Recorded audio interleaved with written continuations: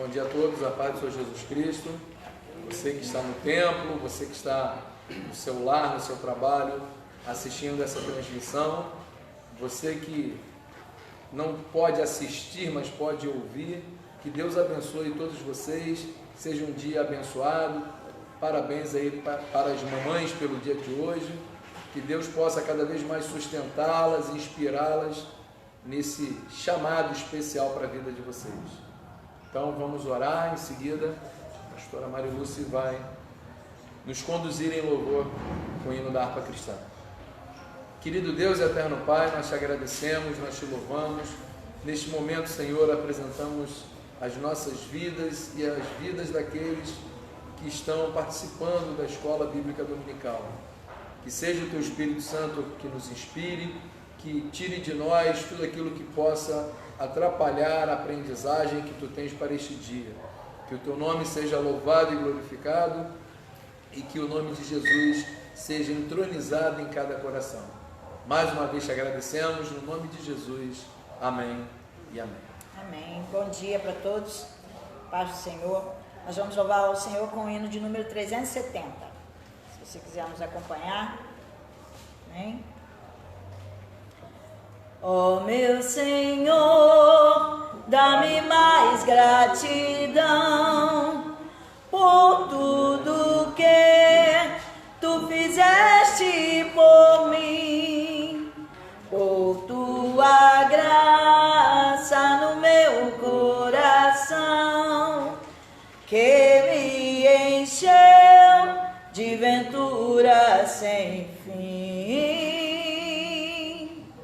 Mais grato a Ti, mais grato a Ti, mais consagrado, ó, faz-me, Senhor, mais humilhado e cheio de amor, faz-me mais grato a Ti, mais grato a Ti. De graça deste ao meu coração a santidade, a paz e a fé, gozo celeste e consolação, e liberdade de estar aos Teus pés. Mais grato a Ti, mais grato a Ti, mais consagrado, ó, faz-me, Senhor, mais humilhado e cheio de amor, faz-me mais grato a Ti, mais grato a Ti. Ó meu Senhor, Tu fizeste por mim o que ninguém poderia fazer. Na cruz pregado verteste assim sangue no qual sempre posso vencer.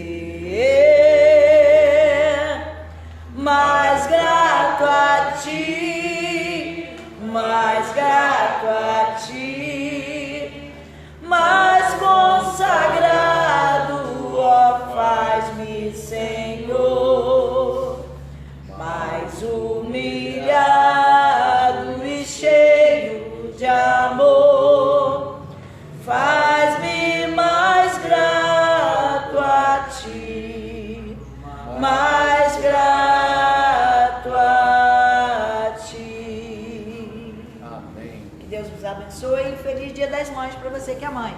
Aleluia. Lição de número 4.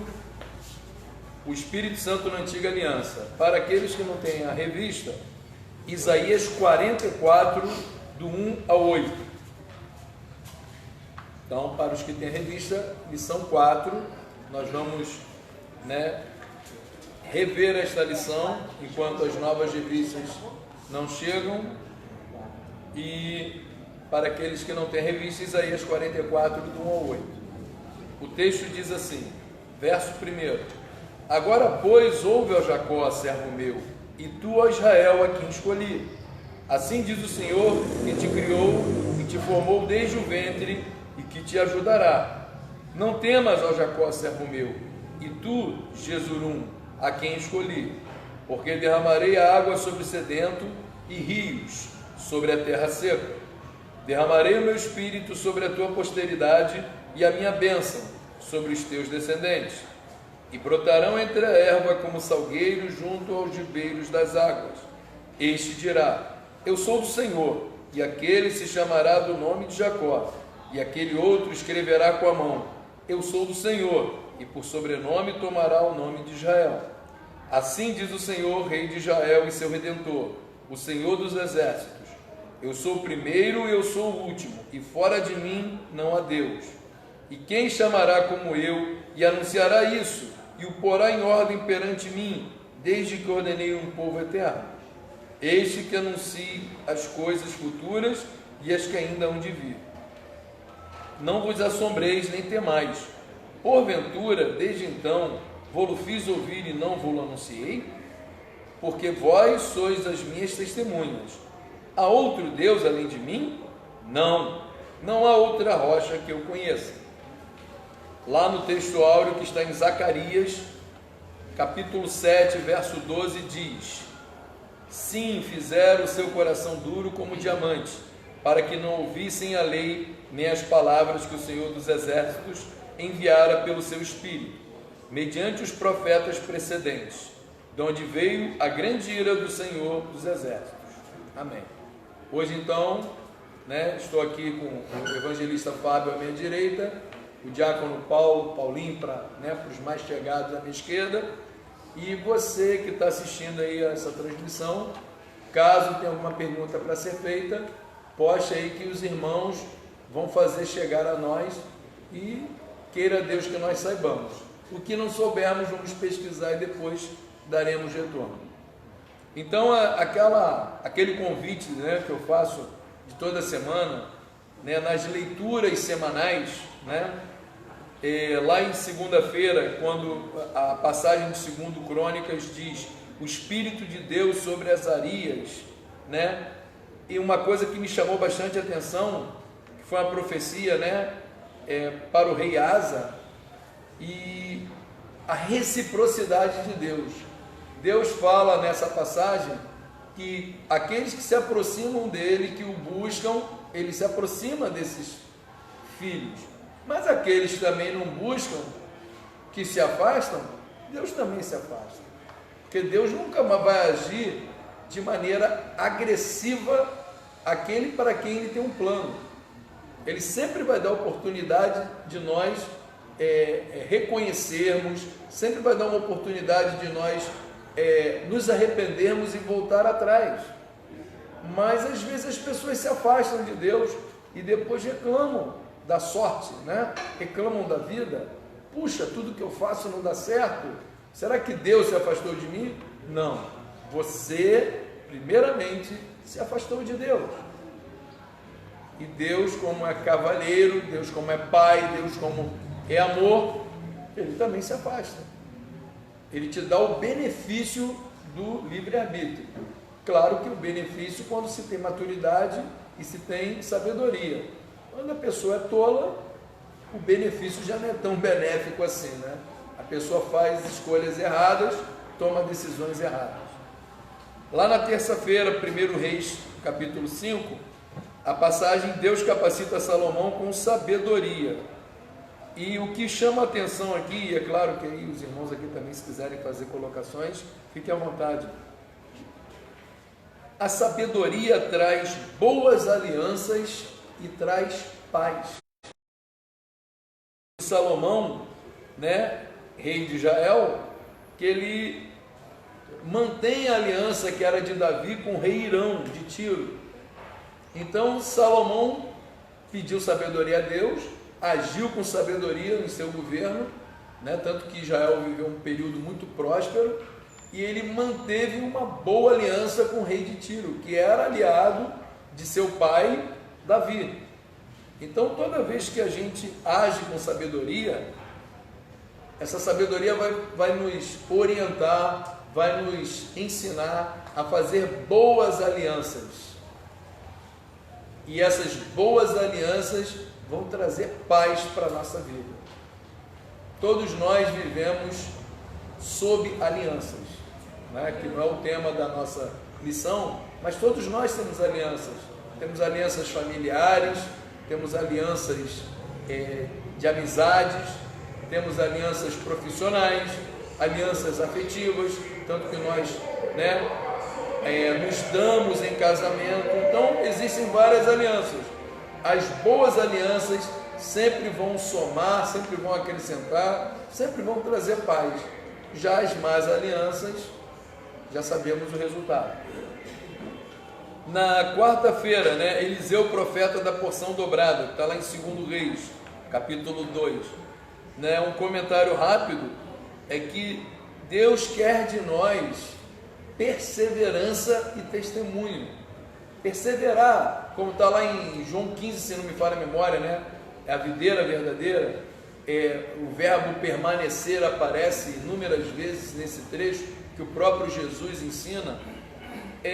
Deus quer de nós que nós tenhamos perseverança. Existe um chamado de salvação, existe um chamado ministerial, mas Deus quer que a gente não só permaneça, não só persevere, como também testemunhe quem é Deus na nossa vida, o que Deus faz na nossa vida. Então, é o ensinamento desse trecho aqui. Na quinta-feira, está em Isaías 59, que é o espírito do conserto. Tudo isso aqui fala do Espírito Santo no Antigo Testamento, né? Então, na sexta-feira, fala a profecia, né? Para Zorobabel, que era o governador de Judá. O ensinamento que a gente pode tirar, né, é que Deus nos dá renovo. Deus nos renova. Deus percebe que a nossa energia está baixando, a gente tende a fraquejar. Deus vai lá e nos renova através do Espírito Santo. Seja lá qual área da nossa vida esteja com a energia em baixa, se orarmos a Deus e confiarmos nele, ele vai nos trazer renovo. Deus quer nos renovar. Você aí que de repente está esgotado, exausto, né? Já não está emocionalmente equilibrado com essa situação que nós estamos vivendo hoje, peça a Deus que te renove. Ore a Deus que Ele vai trazer renovo sobre a sua vida. E não somente essa situação, existem inúmeras situações, mas o que eu tenho percebido é que nesses dias as pessoas estão muito abaladas, estão muito fragilizadas. E as notícias que chegam nem sempre são positivas, na maioria das vezes negativas. Então, ore a Deus para Ele te renovar. E no sábado, a passagem de Miqueias, que diz que o Espírito que fortalece o profeta, o ensinamento que eu compartilho aqui com vocês é uma advertência, né? Porque naquele tempo, o que estava acontecendo? Corrupção de chefes, sacerdotes e profetas. A corrupção estava chegando não só no nível administrativo, como também no nível, né, daqueles que deveriam ser líderes espirituais do povo. Infelizmente, a corrupção existe em todos os segmentos. Mas você que permanece íntegro na presença de Deus, você que permanece firme nas promessas do Senhor, nos propósitos, nos ensinamentos, olha, o Espírito Santo vai te fortalecer. O Espírito Santo vai te fortalecer para você tomar conhecimento e não se abalar e permanecer firme até o último segundo da sua vida, daquele chamado maravilhoso que Deus tem para a sua vida. Então não se abata com as notícias, não se abata com os escândalos, não se abata até mesmo com algumas previsões pessimistas. Deus tem um plano na sua vida. O primeiro plano é o plano de salvação, e existem planos para a sua vida. Existe o plano para a sua vida ministerial, para a sua vida espiritual, para a sua vida familiar, para a sua vida conjugal. Persevere em Deus, que o melhor vai acontecer para você. Bom, já falei a beça. Agora vamos, né? Vamos lá na nossa palavra introdutória, direto passando para o, né? O autor da nossa revista aqui diz o seguinte, né? Que eu quero compartilhar com você nesta manhã. Ele fala: não estudaremos livro por livro do Antigo Testamento, manteremos para fins didáticos as seguintes divisões: Pentateuco, livros históricos, livros poéticos e livros proféticos. É assim que a teologia nos orienta a estudar, né, o Antigo Testamento, e com essa base é que nós vamos, né, fazer alguns estudos e comentários aqui. Bom, lá no item 1.1 em Gênesis, né, que primeiro ele abre com o Espírito Santo no Pentateuco. Em Gênesis ele fala da criação, e aí o destaque é quando ele diz assim: a fé cristã começa com a confissão de que Deus é o Criador dos céus e da terra. E em Gênesis 1:2, né, que a Bíblia fala que o Espírito de Deus se movia sobre a face das águas. Quem é o Espírito de Deus? É o Espírito Santo de Deus. Então ele se movia e continua se movendo. Hoje mesmo o Espírito Santo habitando em nós, que não é o tema do nosso assunto, mas o Espírito Santo ainda se move. Ele nos dá vida, nos dá tudo aquilo que nós necessitamos para produzir. E lá em Gênesis, no capítulo 1, já observamos que o Espírito Santo é coparticipante da criação. Então ele é um Espírito criador. Criador. Muitas vezes, né, trazendo para o contexto da nossa vida, vivemos situações que a solução não existe.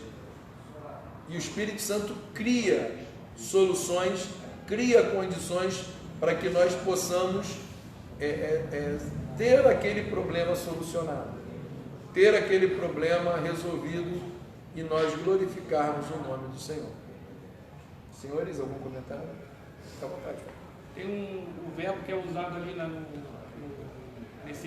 a criação, né, da terra, né, Elohim, no original está escrito assim. É como se fosse um plural de Deus. Uhum. É como se Deus Pai não tivesse. Deus Pai não estava sozinho na hora da criação. Né? Então, façamos o homem também, esse verbo também aparece.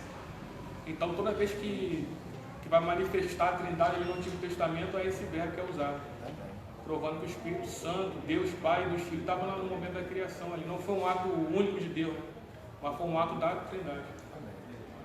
Pastor Cláudio, falando sobre criação, na criação do homem, quando Deus sopra o Espírito, né, o fôlego de vida, a gente muitas pessoas, né, foi a minha dúvida também quando eu aceitei Jesus, se quando o Senhor assopra o Espírito Santo, o Espírito dele, o Espírito Santo vem também junto com a gente ou não, só o fôlego de vida?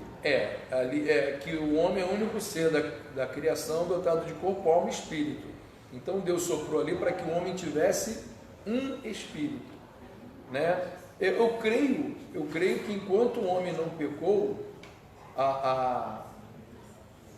havia a presença do Espírito Santo no cotidiano de Adão e de Eva. E o pecado causou essa ruptura. Tanto que a palavra diz que Deus, na virada, né, da tarde, do dia, ele vinha conversar com Adão. Então essa comunhão era plena.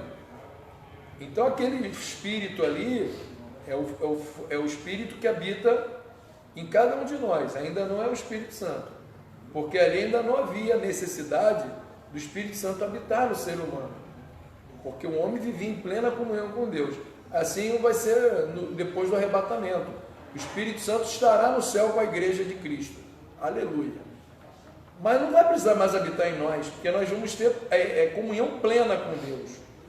Estaremos ali face a face com Deus Pai, com Deus Filho e com o Espírito Santo, que é uma divindade também, né? Então, ainda não havia necessidade do Espírito Santo habitar no ser humano. E como a gente já falou em aulas anteriores, a relação de Deus com o homem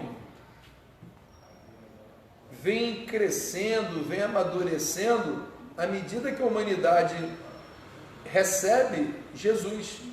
Então, se a gente considerar a relação de Deus com Abraão e a relação de Deus com Paulo, um anterior a Cristo e outro posterior, a gente percebe que há diferença, né? E a gente vai estudar isso hoje, a gente vai falar bastante do Antigo Testamento, tá? Semana que vem, caso as revistas não cheguem, a gente fala do Novo Testamento. Tem uma coisa que Deus fala sobre Adão, né? Que ele andava com Adão, e também tem a passagem de Enoque também, que Deus andava com Enoque. Esse andava não pode entender assim como andava. Sentido literal. Esse andar está denotando amizade. Então Deus ele tinha uma amizade com Adão, e Deus ele tinha amizade com Enoque também. Então esse andar fala de amizade, de comunhão. Noé também tem essa passagem que fala que Noé andava com Deus. Né? E aquilo que a gente sabe, quando alguém anda com outra pessoa, seja no sentido que o evangelista Fábio falou, ou seja no sentido literal de andar junto mesmo, marido e mulher, né? Irmãos, irmãs, um acaba influenciando. Em se tratando de Deus, que é a maior e melhor influência que podemos ter, a pessoa que anda com Deus vai pensar como Deus, vai falar como Deus, vai agir como Deus. Ela vai ser assim, uma repetidora, no melhor sentido da expressão, de Deus. Está lá em Antigo, acho que é Atos capítulo 9, não me lembro agora. Quando as pessoas, a primeira vez que é usada a palavra cristão, é porque as pessoas olharam para os discípulos. Falaram assim, pô, esse pessoal aí parece até com Jesus, né? Parece até com aquele Cristo lá. Exatamente. Então eles são cristãos, era um apelido que se dava, porque a pessoa se parecia, tanto andar com Cristo, eles passaram a se parecer com Cristo. A maneira de se vestir, de se comportar, tudo isso acaba influenciando. Bom, então irmãos e irmãs, voltando aqui para a nossa revista, agora falando de Êxodo, né? O item 1.2, aí diz assim, o Espírito Santo aparece como especial cooperador dos propósitos divinos, capacitando pessoas, por exemplo, na construção do tabernáculo, que representava a maneira como Deus habitaria entre o seu povo e como a comunhão da nação com ele deveria ser restaurada depois do pecado. Então vejam que era necessário que o homem tivesse a oportunidade de se aproximar de Deus outra vez. Viveu a comunhão com Deus lá no Éden, e depois da desobediência, o homem se afastou de Deus. Então foi necessário que ali houvesse a restauração da comunhão. E nesse trecho de Êxodo 31, do verso 1 ao 11, fala de Bezaliel e Aholiabe, que foram homens inspirados pelo Espírito Santo, pelo Espírito de Deus, para produzirem os utensílios do tabernáculo. Porque o tabernáculo era a morada de Deus no meio do povo. Deus, para a gente ver como Deus ama o ser humano. Deus queria e quer habitar no meio do povo. Hoje Deus habita no nosso meio através do Espírito Santo que habita em nós. Mas nós devemos estar sempre convidando o Espírito Santo para participar da nossa rotina diária, do nosso dia a dia. Voltando para o Antigo Testamento, o povo estava afastado de Deus, então era necessário que o tabernáculo, né, fosse oficializado como a morada de Deus. Aí você fala assim, mas o povo em Êxodo estava em movimento, e o tabernáculo era montável e desmontável. Então, aonde fosse o povo, Deus estaria ali morando com o povo. até que, né, lá em Josué, quer dizer, já bem depois de Êxodo, é que o povo é assentado na terra prometida. Mas enquanto isso não aconteceu, o tabernáculo era a morada de Deus no meio do povo. Então, prosseguindo aqui, e aqui só mais um comentário, é interessante a gente ver como Deus quer usar as pessoas. O Deus só quer usar pastores, evangelistas, presbíteros, diáconos e auxiliares. Não. Deus quer usar todos nós. Basta que nós tenhamos um coração agradável a Deus, um coração convertido a Deus. Deus vai usar quem Ele quiser. E esses homens, tanto Bezaliel quanto Aholiabe, não eram nomes, né, que eram mencionados entre os líderes do povo. Não eram nomes que foram mencionados depois, mas eles foram mencionados para aquele propósito, que era produzir os utensílios do tabernáculo. Então vejam como Deus tem propósitos para as nossas vidas. Então esses homens, né, puderam ter seus nomes escritos na história do povo de Israel, porque foram usados pelo Espírito de Deus. Aleluia. 1.3 em Levítico, né? Aí diz lá o seguinte: não vemos expressamente escrito o termo Espírito Santo nas páginas de Levítico. Contudo, sabemos que esse livro trata da santidade. Ele tem como contexto a caminhada do povo de Deus até Canaã, a terra prometida. Então, santidade é uma condição para que nós tenhamos um relacionamento. Eu vou até usar a expressão que o evangelista Fábio usou, para que nós andemos com Deus, tenhamos intimidade com Deus. Santidade. Sem santidade não tem condição. Eu posso ter me arrependido, entregue minha vida a Jesus, mas se eu não tomar a decisão de viver uma vida de santidade, o Espírito Santo não vai me ajudar, ou melhor, ele não vai me forçar a ser santo. Eu preciso decidir e o Espírito Santo vai fazer a obra em mim para que eu tenha uma vida de santidade. O Espírito Santo é essencial, mas é necessário que eu queira e também tenha minha parcela, né? Eu coopere com o Espírito Santo. Se eu continuo praticando coisas desagradáveis a Deus, eu continuo até mesmo desagradáveis aos homens, eu não estou vivendo uma vida de santidade. Pelo contrário, eu estou brincando de ser crente, brincando de ser cristão, e disso o Espírito Santo de Deus não se agrada. Então é necessário que nós tenhamos, não só tomemos a decisão, como também nos esforcemos para que recebamos o auxílio do Espírito Santo. E eu posso dizer uma coisa: a parte mais difícil é sempre do Espírito Santo, nunca é a nossa. A parte mais difícil sempre fica para Deus, para o Espírito de Deus, para Jesus. E aí tem muita gente que pensa: mas que difícil. Difícil é o que eles fazem na nossa vida. Bom, então, prosseguindo aqui, aí o autor diz o seguinte: a genuína santificação não é possível sem o Espírito Santo. Ele é Deus, é parte da Trindade, estava presente, ainda que não manifestamente, manifestamente, ajudando aquele povo a seguir seu caminho em santidade. Uma pessoa andar em santidade já é um grande desafio. Agora imagine o povo. Por que eu estou falando isso?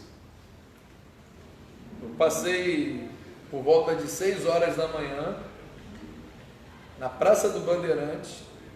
Tinha um carro aberto, tocando música, muitas pessoas reunidas, dançando. Não houvesse nenhum problema de saúde pública. Um bar aberto, concentração de pessoas. A palavra obediência é muito difícil para o ser humano entender e praticar. Então a gente vê Se é difícil para uma pessoa, imagina para um povo. E o povo hebreu era um povo numeroso. E para que o propósito de Deus se cumprisse na vida deles, era necessário viver em santidade. E coube a tribo de Levi, né? Como está escrito aqui em Levítico, né? Levi era uma tribo de sacerdotes, era uma tribo de pessoas que ensinaram a palavra de Deus nas demais tribos. Então, imagine você que está na sua casa, você que está no templo, você que está no trabalho, como é difícil ser líder nos dias de hoje. Porque, primeiramente, é necessário que o líder cuide da sua salvação, para que depois ele ensine o caminho da salvação para os liderados. Então ele tem que ser obediente pela própria salvação e obediente para dar o exemplo. E mesmo assim, isso não é garantia de que os liderados serão seguidores daquele exemplo. Agora imagina um povo numeroso como era o povo hebreu. Moisés, depois veio Josué, homens que estiveram à frente daquele povo. Imaginemos o esforço desses homens. Moisés, segundo a palavra, foi o homem mais manso, né, que existiu. E Moisés teve seus percalços, seus momentos de ira, vamos dizer assim. Agora imagina nos dias de hoje. Quantas pessoas sabem quem é Jesus, sabem a obra de salvação dele, sabem da necessidade de servir a Jesus e mesmo assim estão vivendo de maneira dissoluta, que vão colher consequências ruins. Mas aí depois vão colocar a mão na consciência e talvez até reclamar: ah, Deus não me ajuda, Deus não me abençoa, e aí? Então vamos meditar nessa questão. Como que deve ter sido difícil para Josué, né, depois que Moisés partiu, como que deve ter sido difícil. E eu fico imaginando que ali ele já deveria ter alguma coisa do Espírito Santo na vida dele, né? Certamente. Porque, como a gente tem estudado aqui, que o Espírito Santo nos ajuda, nos ensina. Então, se ele não tivesse a presença do Espírito Santo ali, eu acho que ia ser muito mais difícil dele conduzir o povo, né? Eu posso garantir que seria impossível. É muita gente para dar conta, é muita gente para administrar, mesmo depois do conselho de Jétro, né, de Moisés nomear líderes, né, anciãos, né, mesmo assim, era um povo muito numeroso. A tecnologia não existia naquela época como existe hoje. E hoje a gente já vê que existem falhas. Imaginemos naquele tempo. A administração ali era visual mesmo. E um homem sozinho não daria conta. Ele nomeou líderes. E um homem com esses líderes também não dariam conta se não fosse pelo Espírito de Deus. Não dariam. Porque a coisa vai além da nossa condição humana. O povo de Israel também era um povo bastante assim, obstinado também, né? É um povo complicado de você guiar mesmo. Tem até uma passagem, se não me engano, acho que é Pedro que fala assim, por que não deixaram repudiar a nossa mulher? A lei só veio por causa da dureza do coração do povo de Israel. Porque o certo não era repudiar a mulher, não era mandar a mulher embora por qualquer motivo.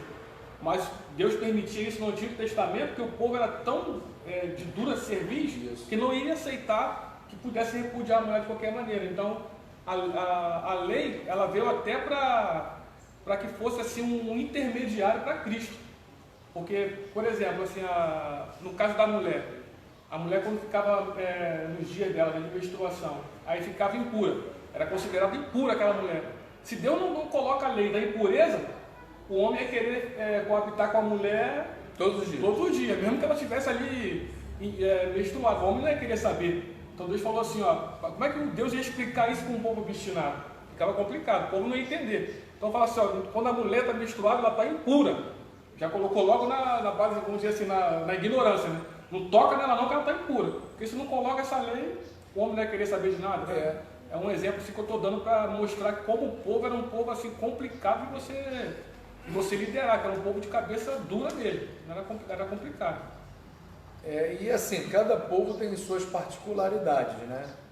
A gente observa algumas características do povo de Israel no Antigo Testamento, que a gente vê hoje no povo brasileiro, século 21. A questão da obediência, por exemplo, é muito difícil. Por mais que a gente ensine, por mais que a gente oriente, por mais que a gente avise, muita gente vai para o fracasso por mera imprudência, porque foi ensinado, foi avisado pela segunda vez e mesmo assim a pessoa vai e cai. A questão aqui, só antes de prosseguir, a questão aqui da impureza que o evangelista Fábio colocou, lembra que o povo estava no deserto, as condições de higiene do deserto não são as mesmas condições de higiene de uma cidade. Banho todo dia podia tomar?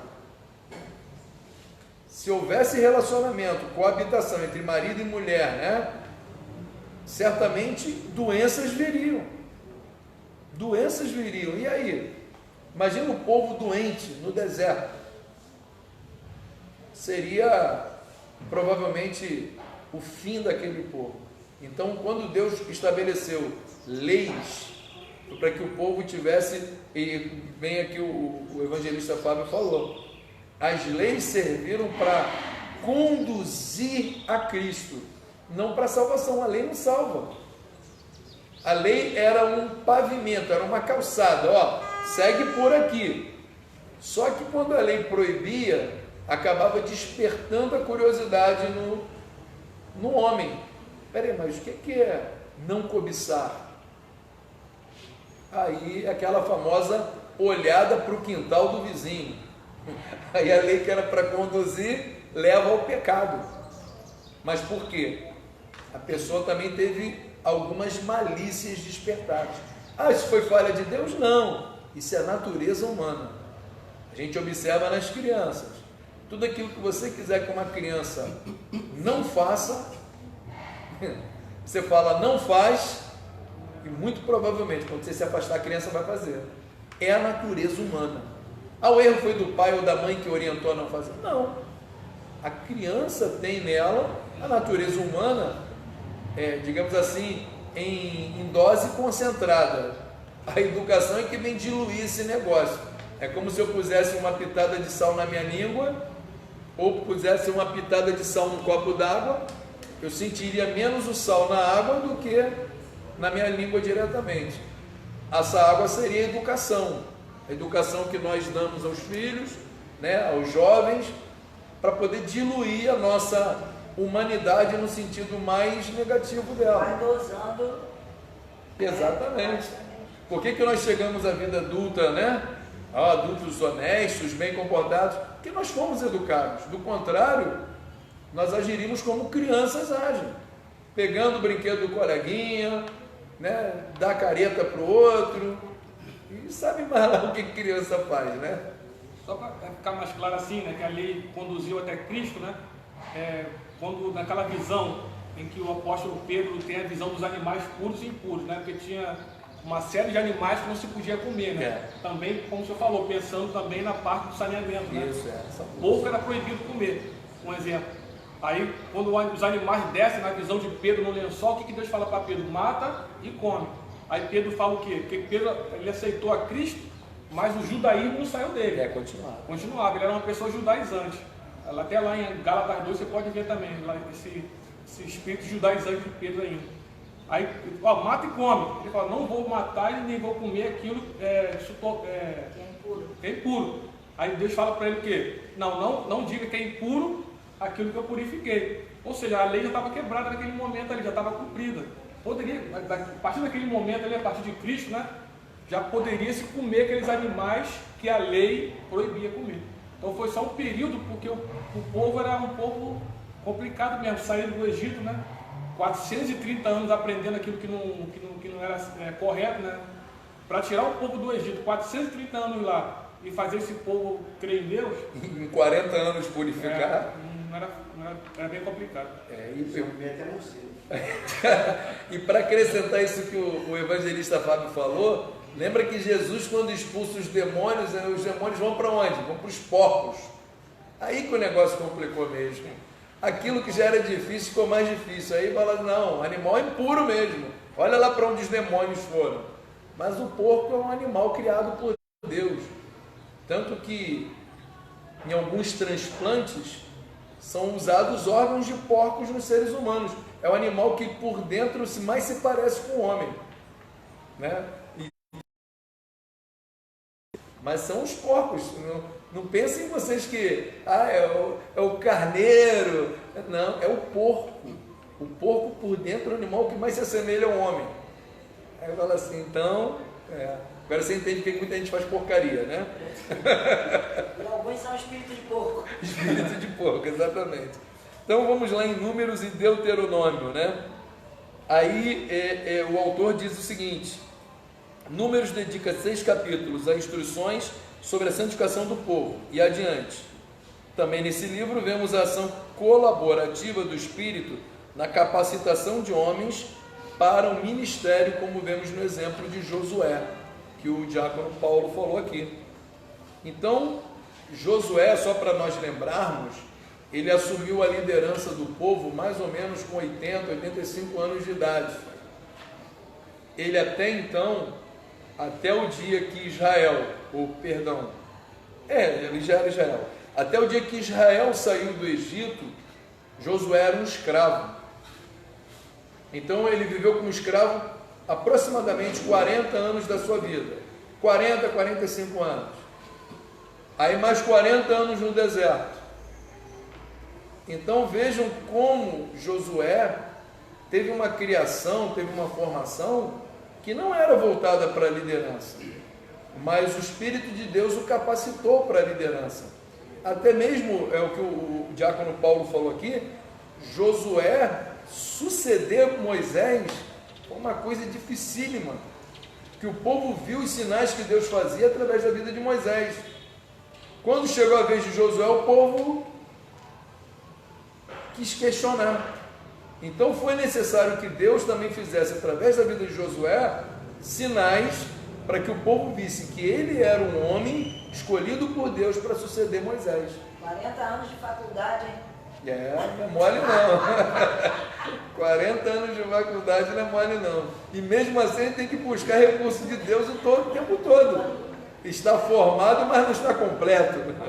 Né? E a gente nunca vai estar completo, porque a gente sempre vai precisar de Deus. Sempre, sempre. O primeiro sinal que Deus operou na vida de Josué foi exatamente a abertura, não do Mar Vermelho, mas do Rio Jordão.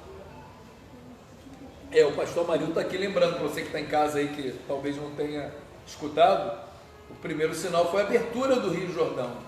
Detalhe, num período de cheia. Alguém pode falar assim, o rio, né, tinha virado um córrego, devia estar sem chuva. Não, Deus fez um milagre através de Josué no período de cheia. Aleluia. Para poder mostrar quem Josué era na presença de Deus.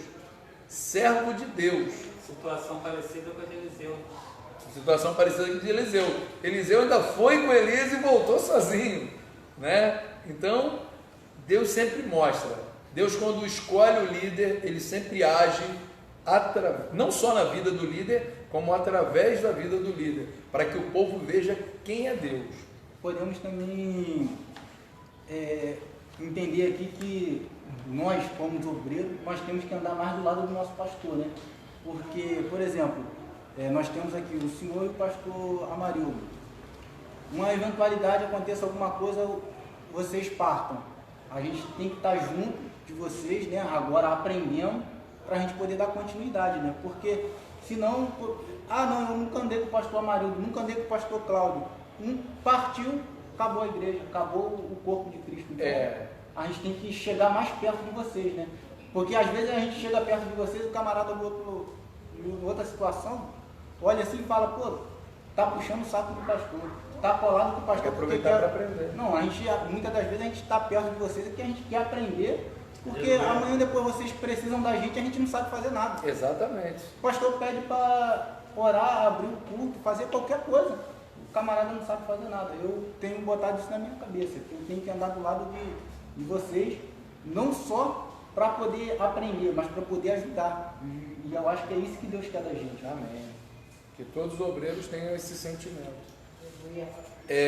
E interessante, assim, né, para os mais modernos aí que estão assistindo de casa, não existe a tecla F1, é a tecla de ajuda, a tecla do tutorial na vida prática. Ou você aprende com as pessoas de Deus, ou você vai passar por um aperto quando chegar a sua hora de liderar. Porque todo cristão é um líder. Você, quando evangeliza alguém, você está sendo líder sobre essa pessoa, porque você vai ser uma referência, você vai ser um exemplo. Não adianta você dizer assim, não faz o que eu faço não, porque a pessoa vai olhar para você e vai fazer o que você faz. Ela vai falar como você fala, vai fazer o que você faz, vai agir como você age. Mesmo lutando contra a natureza dela, mesmo lutando contra o temperamento, ela vai buscar em você a referência. Então, é você o líder dessa pessoa. Então, todo cristão é um líder. Abriu a boca para pregar o evangelho, você está fazendo o papel de líder. Eu acredito que a igreja tenha sobrevivido até hoje dessa maneira, né? O Espírito Santo vai capacitando um e outro até chegar ao dia de Deus. E por que os pássaros voam? Porque eles veem os pais voarem. Se pegar um filhote, né? E quem viu aquele filme Rio, né? Que tem a ararinha azul, a arara não voava porque ela nunca tinha visto outro pássaro voar. Ainda que seja da natureza dela voar, ela só vai voar quando observa outro semelhante voando. Ih, rapaz, esse negócio deve ser bom mesmo, hein? Voar, tem asas, tem penas. Claro que seu pensamento é da arara azul, tá bom? Mas de qualquer maneira, nós fazemos as coisas por observação e por imitação. Por isso que Paulo, né, exorta aqueles cristãos a serem imitadores dele, assim como ele é de Cristo. É uma responsabilidade? Eu falei no início que é. Mas é assim que é no reino de Deus. Você lidera pelo exemplo e não pelo cargo que você ocupa, não pela imposição, não pelo dar ordens, mas por aquilo que você faz. Bom, irmãos e irmãs, seguindo aqui, aí mais adiante, né, nesse mesmo trecho, e aqui, né, conforme o evangelista Fábio diz, ele está assim, ó: como em Números, Deuteronômio ratifica, quer dizer, confirma que Josué estava cheio do espírito de sabedoria. A tarefa era árdua e o povo tinha um coração duro. Somente o Espírito de Deus poderia ajudá-lo a cumprir os planos divinos. Tem gente que tem um coração tão duro que ela precisa ver o sobrenatural de Deus na vida do outro para que Deus possa agir na vida dela. Pastor, o senhor está falando de gente que não tem a vida com Cristo. Não, estou falando de gente. Estou falando de gente. Às vezes o homem que tem uma vida, né, ou deveria ter uma vida de intimidade com Cristo, tem um coração complicado. E aí o Espírito Santo tem que trabalhar demais da conta nessa vida. E aí o Espírito Santo tem que mostrar sinais na vida do irmão, né, que está bem próximo dele, para ele ver, olha, Deus age, Deus faz, Deus realiza, Deus opera. E aí, puxa, Deus fez isso na vida do evangelista Fábio, na vida do diácono Paulo. Então, puxa, Senhor, estou aqui pronto para receber o teu agir. Eu quero ser um instrumento nas tuas mãos. Eu quero ser útil para o teu reino, Senhor. Aí Deus age. Então tem gente que é assim, é meio que Tomé, tem que ver para crer, né? Tem assim, Tomé andava com Cristo. Quando os outros apóstolos, o Senhor Jesus tinha aparecido depois da ressurreição, Tomé falou, não, essa eu quero ver, e viu, e Jesus já chegou falando, põe a mão aqui, vem cá, sentiu? Bem-aventurados são aqueles que não viram mas que creram e crerão. Aleluia. Então, nós somos esses bem-aventurados. Não tivemos oportunidade de andarmos com Cristo na terra, mas nós cremos em tudo aquilo que Cristo fez, faz e vai continuar fazendo. Amém. Bom, então vamos para o item 2, o Espírito Santo nos livros históricos. E aí, né, o autor da revista destaca aqui sobre os líderes, né, que ele fala de juízes, reis, sacerdotes e profetas. Eles também abrem uma janela para a vida cotidiana do povo. Agora é o dia a dia.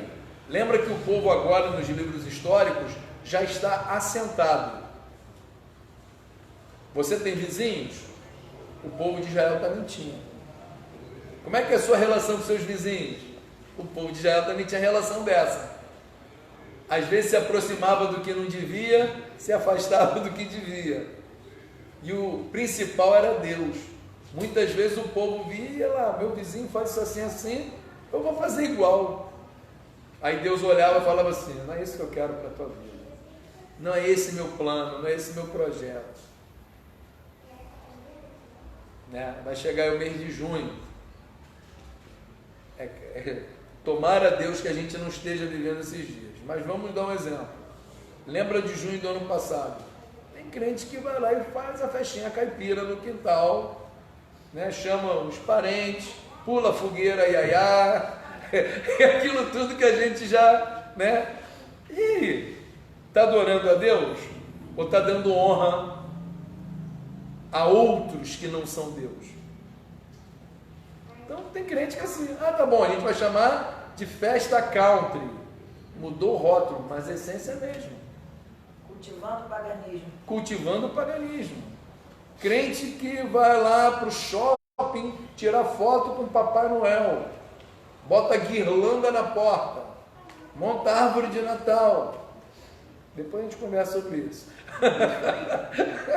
Mas é crente aí, por quê? É aquilo que o evangelista falou. 430 anos de escravidão, mente cauterizada, não são expulsos da corrente sanguínea com essa facilidade. Com uma aula de escola dominical e ufa, joguei fora. Não é não. Não é não. Então é um processo, tá? Então você aí que é crente, né? Na Páscoa não fala da ressurreição de Jesus, só fala de comprar chocolate. Chocolate é bom? Com certeza, é gostoso a beça. Só que a Páscoa não é o coelho, não é o ovo de chocolate. É Jesus ressuscitado. É libertação, é ressurreição. Então tem crente que, né? Como tem alguns crentes também que estão tristes, né, pastor? Porque no dia 31 foi para a praia pular uma ondinha e agora está achando que deu tudo errado porque foi para a praia pular uma ondinha. Pois é. Tem gente também que falou assim, tem gente também que mandou 2019, vai embora, que ano ruim, se soubesse que vai esse ano. Eu vou usar a linguagem que o Diácono Júnior domina. O ano vem com vírus. Tá bravo. Quando fiz download de 2020 vem com vírus. Puxa vida. A gente ri porque tem que descontrair. Se levar esse negócio a sério o tempo todo, a alma da gente pira, né? Cadê o antivírus? Cadê o antivírus? O antivírus é obediência. Esse é o antivírus. Eu fico nesse celular aqui e eu cheguei 3 vezes. As notícias não são as melhores. Bom, vamos nós. Aí no segundo parágrafo o autor diz o seguinte: os temas dos livros históricos giram em torno da atividade divina de chamar, escolher, punir, redimir e usar a nação de Israel como povo da aliança para cumprir seus propósitos globais. E eu gosto muito de dizer para os mais próximos o seguinte: você é cristão, você é cristã, sem compromisso com Deus. Você vê as pessoas cometendo os erros mais absurdos. Vou usar um exemplo do trânsito. Você vê o cara avança sinal, trafega no acostamento, joga água na pessoa que está parada no ponto. O cara é um bárbaro no pior sentido da palavra. No dia que você, cristão, que está me ouvindo, que está me assistindo, fizer metade desses erros, talvez 1/10, o negócio dá tão errado para o seu lado, por um único motivo: porque Deus tem um padrão diferente para a tua vida. Ah, não, eu vou trafegar pelo acostamento para fugir do engarrafamento. Eu creio que em menos de 50 metros tem um carro da Polícia Rodoviária Federal te esperando. Aí você vai levar uma multa tão inesquecível que você vai falar assim, puxa, eu não devia ter desobedecido. Por quê? Você não pode seguir o fluxo do mundo. Você é para ser diferente, é para fazer a diferença. Então, aqui o povo de Israel não devia fazer conforme os povos vizinhos. Mas aquela história, né? A grama do vizinho é mais verde, a galinha que o vizinho cria é mais gorda. E aí eu começo a olhar o que não deve, faz aquilo que afasta da comunhão com Deus e as consequências são ruins. Então, quando a gente lê, por exemplo, o livro de Juízes, né? A gente vê que tem sempre um povo opressor. Mas por quê? Apostasia. O povo se desviava da fé, não só esfriava, como também desviava, começava a adorar ídolos, começava a pegar emprestado costumes, e aí começa a fazer árvore de Natal, pular fogueira, e aquela coisa toda, aí pimba, vinha um povo opressor. Os filisteus então eram campeões, filisteus, midianitas e amonitas. Olha, os caras eram um problema na vida do povo hebreu. Mas enfim, Deus permitia para que o povo voltasse. Esses dias que estamos vivendo, muita gente está voltando para Deus, muita gente está retornando para Jesus. E eu aprove a Deus que nós vivêssemos. E aí, não gostou? Ora e reclama com o Criador. Eu vou permanecer na minha posição que Deus quer que eu permaneça. Agora, muita gente está voltando para Jesus. Pastor, mas tem muita gente morrendo. Mas tem muita gente antes de morrer que está voltando para Jesus. É o plano de Deus. Quem sou eu para questionar? Quem sou eu para querer sugerir a Deus alguma coisa?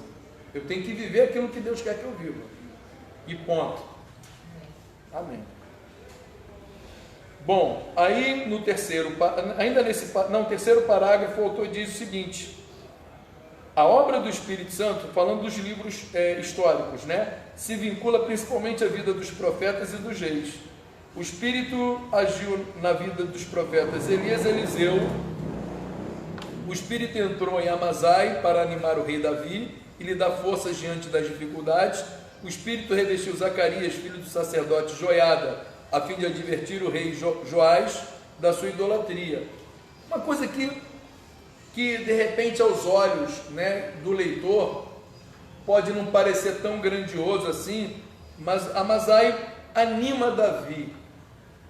Deus muitas vezes nos manda animar alguém, falar, passar um apoio. Olha, eu vim aqui para saber se você está precisando de alguma coisa, se você vai lá em casa almoçar. Eu sei que nos dias de hoje o negócio está complicado. Vamos lá em casa almoçar, tomar um café, né? Amorzinho, os pastores já gritaram aqui do seu saudão. Ela está assistindo a gente. Ela vai falar assim: eu de boca calada estou errada. É essa frase que ela sempre fala. Mas de qualquer maneira, animar, dar uma força, dar um apoio. Tem uma pessoa na Bíblia que eu não vou lembrar o nome dela agora, né? Mas Paulo, quando escreve, fala assim: manda recomendações para fulano de tal. Se alguém lembrar o nome, pode até falar. Que ele muito me recriou. Lembra essa passagem lá no Novo Testamento, né? Que ele muito me recriou. Recriou é isso, é essa animação. Dá um apoio. Eu não sou tão velho assim, mas eu sou da antiga. O negócio tem então o cristão falava assim, que cristão cara de crente é cara fechado, né? Que santidade cara fechado era sinal de santidade, né? Não podia rir. Você risse no culto, pelo amor de Deus, estava em pecado. Pecou. Carimbado. Então o cristão tem que ter realmente uma alegria que é peculiar dele, né? Se a pessoa confia em Deus, acredita, mesmo na adversidade, o sorriso tem que estar no seu lado, né? Não é ficar de chocarriço, não estou falando isso, mas assim, uma animação, né? Uma palavra boa, não é isso? Uma palavra de ânimo, né? de fortalecimento. Não pode a pessoa procurar um cristão com aconselhamento. Tá bravo mesmo, vai piorar, hein, meu filho? Em vez de sair dali andando, sai carregado dali, né? Então é verdade. Nós precisamos ter uma palavra, tanto que a palavra evangelho quer dizer o quê? Boas novas, novidade. Eu creio que a consolação de hoje seria a palavra de salvação, arrebatamento, que lá em Romanos fala para a gente consolar uns aos outros com essa palavra. Exatamente. Tanto os da fé quanto aqueles que ainda não se encontram nela, né? Que é a nossa esperança. Exatamente. Eu estou falando de animação, né? A esposa de um amigo nosso, mandou um vídeo para a Mônica. Eu achei interessante demais. Eu assisti o vídeo também. E o vídeo me deu uma animação tão grande que eu falei assim, eu acho que eu também tenho que mandar um vídeo para algumas pessoas que estão precisando. E eu mandei para um amigo meu, ele retribuiu o vídeo chorando, falando que ele estava precisando de uma palavra daquela. Aleluia. Aí eu falei, caramba, uma simples coisa que às vezes a gente faz, pra gente parece ser simples, mas outras pessoas que nesse momento de pandemia, quarentena, o cara tá dentro de casa, não pode fazer nada, ele retribuiu pra mim chorando, falando, Paulinho, eu precisava de ouvir isso. E pra mim foi, naquele dia ali foi... Desculpa cortar, eu hoje de manhã eu estava ouvindo uma palavra que o pastor falava que a igreja primitiva ela vivia como se Jesus voltasse naquele tempo. E hoje é o contrário. A gente que está no tempo está vivendo... Acho que Jesus vai voltar muito lá para frente. Né? O povo está dormindo, está à vontade, não está percebendo as coisas. Está disperso. Né? O que o tempo é esse, ela que é a igreja desse tempo. E Paulo falou assim, nós, os vivos, quer dizer, ele se incluiu. Ele também pensava, né? E João também falou, ora vem Senhor Jesus, quer dizer... Nós devemos viver como se Jesus voltasse hoje, né? Porque, e aí se houver amanhã? Pertence a Deus. Eu tenho que estar pronto agora para Jesus vir e me levar. E eles tinham essa alegria desse momento. Exatamente. E aí a questão do gesto simples que o evangelista e o diácono falaram, me lembra uma ocasião, né? Era noite de 24 de dezembro, eu estava jantando com a minha família, e um novo convertido, talvez ele não lembre, né? Foi o Daniel Jacob, na época, ele era um aluno da nossa classe de discipulado, eu trabalhava com o discipulado lá no centro evangelístico, ele me ligou para me desejar um Feliz Natal. Foi uma coisa tão inesperada, mas que tem um efeito tão positivo em mim, que eu me emocionei. Aí, uma ligação telefônica para desejar Feliz Natal. E eu posso dizer que até hoje foi o único novo convertido que me ligou. Mas aquilo foi tão bacana, tão animador, né? E assim, marido fala para a esposa que a ama, a esposa fala para o marido, os pais falem para os filhos, filhos falem para os pais, encorajem-se, animem-se, troquem palavras de afeto. Isso é importante entre os irmãos. Aquela pessoa que você está evangelizando, que ainda não aceitou Jesus, fala do seu sentimento, fala do sentimento de Deus pela vida dela, anima, leva uma palavra de conforto, uma palavra, né, que vai levantar, e não uma palavra que vai derrubar. Seja motivador, né? Exatamente. Bom, então vamos lá. O Espírito Santo nos livros poéticos, né?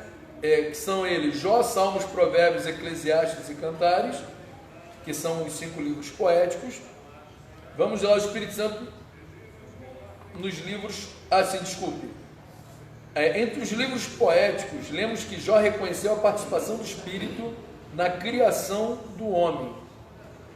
Então Jó reconhece aquilo que o diácono Paulo falou, o sopro de Deus na vida do homem. Isso em Jó, ele reconhece. Jó era um homem temente a Deus, então ele reconhece. Jó passando por toda a dificuldade, que o capítulo 33 dele já está, né, digamos assim, na depressão maior da sua prova, no momento mais difícil, ele reconhece que nós somos obra de Deus. Se nós somos obras de Deus, nós pertencemos a Deus. Então eu vou questionar o que Deus faz? Onde eu estava quando Deus criou todas as coisas? Onde eu estava antes das coisas existirem? Então não tenho que questionar Deus. Aí prosseguindo, em Salmos o autor afirma que o Espírito está presente na manutenção da vida. Novamente, a manutenção da vida é o fôlego de Deus. Na hora que Deus retirar o fôlego dele de mim, para esta vida eu morro. Para esta vida eu morro.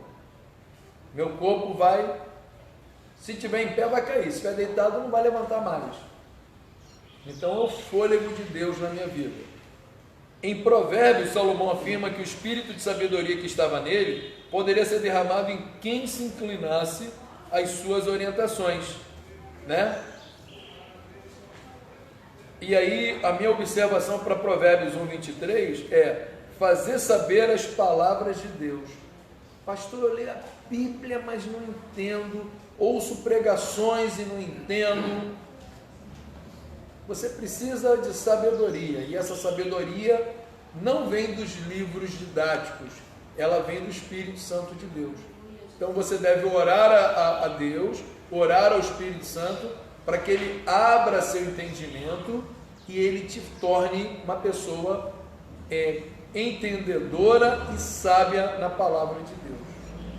Quer dizer que eu vou ser um professor de teologia? Não. Sabedoria tem a ver com a vida prática, com a aplicação de conhecimento. No seminário nós recebemos conhecimento, recebemos informações que transformamos em conhecimento, e a sabedoria vai vir com a prática desse conhecimento. Mas é evidente, é indispensável o Espírito Santo. O Espírito Santo está nesse negócio. É o inspirador do ser humano. Então, nós precisamos o tempo todo ter o Espírito Santo de Deus. Porque do contrário, seremos teólogos, mas não cristãos.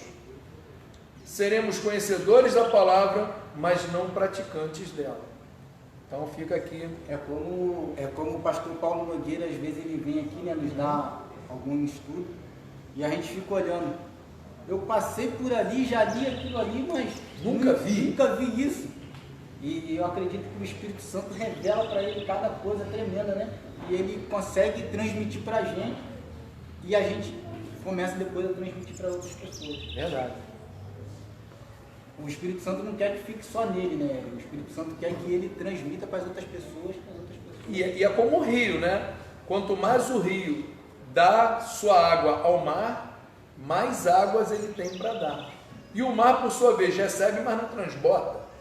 Porque no processo de evaporação, ele dá mais água para a chuva do que o próprio rio. E a água da chuva cai onde primeiro? Nas partes altas. E ali vem a água para o rio. Então a gente percebe que quanto mais nós dermos, mais Deus tem para nos dar. É uma coisa assim, parafraseando o meu amigo aqui, o Diácono Paulo, top. Fantástica. Extraordinária. Bom, viu? A gente aprende com você, viu? O Espírito Santo nos livros proféticos. Aí fala também dos 5, profetas maiores, Isaías, Jeremias, Lamentações, Ezequiel e Daniel, e depois ele fala dos profetas menores, e aí os profetas maiores dizem que todas as nações são responsáveis diante de Deus por seus comportamentos e suas políticas. Brasil, os políticos vão prestar contas diante de Deus de tudo aquilo que eles fazem ou deixam de fazer que poderia beneficiar os necessitados. E hoje de manhã eu estava assistindo a um vídeo da Bárbara e ela fala exatamente isso. Nenhum político vai fugir do juízo de Deus. Eu achei tremendo, porque ela lida com um cenário político, mas de repente ela foi inspirada para falar isso. essa sensação de impunidade de muitos aí, terra no nome de Jesus, porque virá o juízo de Deus sobre todos, uns para galardão, que é a igreja, outros para condenação. E aí cada um se posicione como considerar melhor. Então o juízo de Deus virá sobre todos nós. Igreja fiel, pura, imaculada, galardão, prêmio. Os demais que estão fora desse contexto é para juízo mesmo, condenação. Depois a gente fala de Apocalipse. Bom, e aí continuando, aí fala sobre os profetas menores. Aí o autor diz: 3 tem como foco o reino do norte, que é Israel, cuja capital era Samaria. São eles Oséias, Amós e Jonas. 6 profetas menores têm como foco o reino do sul, cuja capital é Joel e Sofonias. Os 3 últimos profetas menores, Ageu, Zacarias e Malaquias, têm como foco os exilados judeus que haviam retornado da Babilônia para reconstruir o templo e restabelecer Jerusalém. Então você que está afastado do caminho, você que está afastado de Cristo, você precisa de reconstrução na sua vida. De repente você esteve exilado na Babilônia chamada mundo, e Deus está te dando essa oportunidade de ouvir, de assistir essa transmissão, essa aula. Ou se você conhece alguém, mostra para essa pessoa que Deus quer reconstruir a vida dela. Ela precisa de reconstrução na vida dela. Porque, como disse aqui o Diácono Júnior, Jesus vai voltar neste tempo, e não num tempo vindouro, daqui a um século ou meio século. Jesus vai voltar. E aí? Ou sobe para ter um encontro com Cristo, ou vai ter muitos problemas nesta vida. Sobre escatologia, mas fica o chamado, fica o apelo. Volta para Jesus, porque talvez você não tenha outra oportunidade. Se daqui a alguns minutos Jesus volta e arrebata a sua igreja, o que você vai fazer da sua vida? Então, como dizem os adolescentes, fique esperto. Você estava falando aqui, né, pastor Cláudio, da impunidade, né? É interessante que, se você for pegar para dar uma lida em todos esses profetas aqui, eu creio que todos, a maioria, bem perto de quase todos, né? Deus estava sempre reclamando da união dos profetas com a política. Corrupção. Falta de... Os profetas que profetizavam da carne, né, os profetas que profetizavam coisas que não haviam no coração de Deus. Tanto que, acho que é a 1 Crônicas 29, tanto que Deus, ele coloca lá assim, quando nós recebemos uma profecia, como nós devemos julgar que aquela profecia é de Deus ou não, né? Aí está lá bem claro: a profecia que não se cumprir, aquela não é de Deus. Então, o crivo de uma profecia, se ela é de Deus ou não, é o seu cumprimento. Então, os profetas, eles profetizavam assim, coisas que, para o governante estava no poder, ele ia lá, profetizava com o agrado daquele governante da época. E essa corrupção fazia com que o povo sofresse muita coisa mesmo. O povo de Israel é um povo sofrido, porque tanto que o senhor falou lá que Deus, as nações vizinhas vinham contra Israel, vinham muito por causa dessa corrupção também.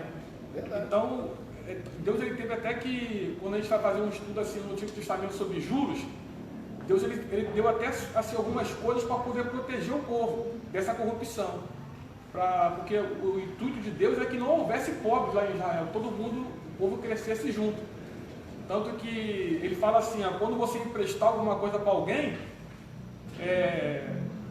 quando desse 7 anos daquela dívida ali, você tinha que perdoar. Isso. A dívida tinha que ser perdoada, se a dívida perdurasse por 7 anos. Uma das coisas que era dada como um penhor da dívida era uma capa, né? Que as pessoas usavam. Mas ele falava assim: quando anoitecer, devolve a capa para a pessoa, porque a capa era proteção, servia contra o frio. Isso. Devolve a capa para a pessoa. De manhã, a pessoa te dá a capa de novo.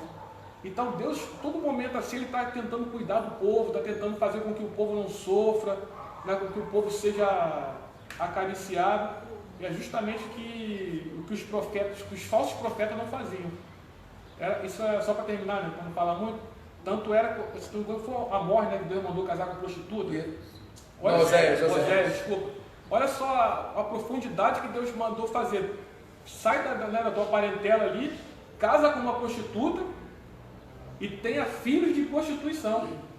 Porque Deus queria mostrar como o povo de Israel estava prostituído diante dele. Então a vida de Oséias era uma vida que era um teatro. O povo olhava, olha só como é que ele casou com uma prostituta, olha como a prostituta o trai. Tanto que parece até que os filhos dele não eram dele, era filho de prostituição, né? É o que ele está falando ali, para mostrar como o povo de Israel era prostituído diante de Deus. E se relacionava dessa maneira com Deus. Dessa maneira. Recebia o sustento de Deus, mas não era fiel a Deus. Então o grande problema assim é verdadeiramente a impunidade, né? É igual a pessoa fala assim, a pessoa comete um assassinato. Aí a pessoa fala assim, passar, digamos um exemplo, 8 anos na cadeia é pouco com um assassino. Pode ser até pouco. Mas se todo mundo tivesse certeza em que se matando fosse preso, alguém mataria? Mesmo que fosse 8 anos, não mataria. Então o problema não é o tamanho da pena. O problema é que ninguém é apenado. De cada 100 crimes no Brasil, de 100 assassinatos no Brasil, apenas um assassino é condenado. A injustiça acaba dando esse encorajamento para eles. É a falta de limites, né? A cada 100 crimes, Vou fazer, não vai dar nada não mesmo. vai dar nada. Então, muitos estão assim. O problema não é o tamanho da pena, o problema é que ninguém é apenado. Ninguém sofre pena no Brasil. A gente observa, por exemplo, a questão, né, em épocas normais, o indulto, né, o caso da Suzane von Richthofen, que ela teve, saiu no Dia das Mães. Matou a mãe. Mas ela matou a mãe e matou o pai. É complicado de entender. Que compaixão, que amor era esse que ela sentia? Será que ela, né, se faz merecedora ou se fez merecedora? Né? Eu estou falando sobre o aspecto legal. Sobre o aspecto cristão é uma outra história. Então, o que o evangelista Fábio está falando, né, e ele trouxe à memória não só o período de crônicas, mas também o período de juízes, e aí vem aquela mentalidade de ter o salvador da pátria. Moisés foi o nosso libertador. Não, foi Deus.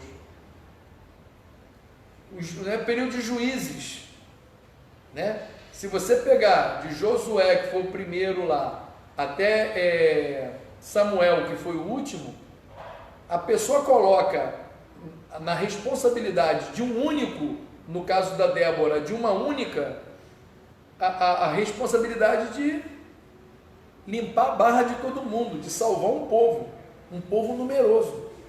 Então essa mentalidade a gente traz para a vida cotidiana. Eu vou votar no candidato fulano e tal, porque ele vai mudar. Ele sozinho não pode mudar nem a própria vida. Ele precisa de Deus para a própria vida. Agora imagina numa administração pública, se esse homem bem intencionado não estiver cercado de outras pessoas que tenham a mesma mentalidade, a mesma coragem que ele tem e ter o apoio popular. Entendeu? Então fica realmente difícil e a gente carrega em nós essa mentalidade. O filho pensa assim, meu pai ou minha mãe vão resolver tudo, mas se ele não se engaja nas tarefas domésticas, o pai e a mãe não vão dar conta. E assim nós vamos ampliando o nosso universo, o nosso círculo de convivência e sempre vai jogando para o outro. Não, vou deixar que o Paulinho sabe mais do que eu, ele vai resolver sozinho. Só que ele precisa de ajuda. Nem que seja apoio moral. Paulinho, estou orando por você, mas eu estou aqui do teu lado. Se quiser que eu carregue alguma coisa, eu vou carregar. Então, a gente tem como mentalidade, né, transferir para o outro a nossa parte da responsabilidade. Meu relacionamento não deu certo por culpa dela ou por culpa dele. Não, a culpa é dos dois. A responsabilidade. Ninguém se une em matrimônio só com a vontade de uma pessoa. Diante do pastor, os dois têm que dizer sim. Se um disser e o outro não, vai ter casamento?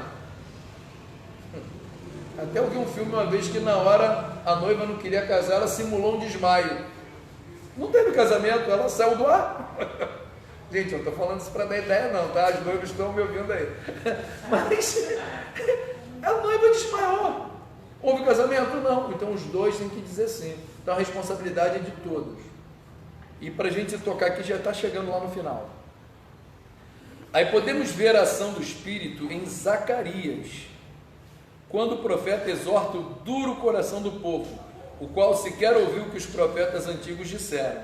Em Miqueias, quando o profeta admoestou o povo por causa das injustiças que praticava. Em Ezequiel, enquanto conduzia o profeta em sua missão. Então percebam que Deus sempre usa um profeta, Deus sempre fala para o bem do seu povo. Hoje para o bem da igreja, naquele tempo para o bem do povo de Israel. E muitos, receberam Deus na sua vida, mesmo oriundos de outros povos, porque foram tementes a Deus. Porque muitos não eram hebreus, mas aceitaram, quiseram ter Deus na vida deles. Hoje seria mais ou menos a pessoa igual a mim, igual a você, que não nasceu em Israel, mas que entrega a vida para Jesus, como a Bíblia fala no Novo Testamento, gentios, Cristo não veio, em princípio, para outro povo, senão o povo de Israel, em princípio. Só que muitos o rejeitaram. E aí hoje Cristo, você pode ler lá o Evangelho de João, você vai ver que ele veio para abençoar todas as nações. Tanto que João 3,16, Deus amou o mundo, a humanidade. João mostra Jesus como Salvador de todas as nações, Salvador da humanidade. Então, em princípio, era para o povo judeu, em princípio. Mas aí aprove a Deus, glória a Deus por isso, nós temos acesso a essa salvação. Agora sim, encerrando, o Espírito Santo é o grande responsável por fazer as vozes desses grandes homens reverberarem em nosso coração ainda hoje. Essa palavra bacana, reverberar é ecoar. Muitas falas, muitas passagens bíblicas não saem da nossa mente, do nosso coração, da nossa vida, graças ao Espírito Santo de Deus. Ele nos faz lembrar, ele nos ensina, nos consola, nos exorta, nos edifica. Ele é o grande diferencial na nossa vida. Então jamais abramos mão. O Espírito Santo existe desde a criação e vai continuar agindo na humanidade até o dia que a igreja for arrebatada. Mas veja bem, não quer dizer que depois ele não vai agir mais, vai continuar agindo. Mas eu digo aqui, sobre a face da terra. Quando nós formos arrebatados, aí alguém vai falar assim, mas aí o Espírito Santo vai se retirar de nós, então nós já vamos alcançar, ou ter alcançado a estatura de varão perfeito, que a Bíblia fala. Não vamos precisar mais de melhorias, já seremos obras completas. Eu ia falar acabada, mas às vezes acabada dá um tom de destruído, E está acabadinha, hein? Não, nada disso. Então seremos obras completas do Espírito Santo. Hoje nós somos obras em andamento, em processo, em construção, em ampliação, mas no dia do arrebatamento seremos obras completas.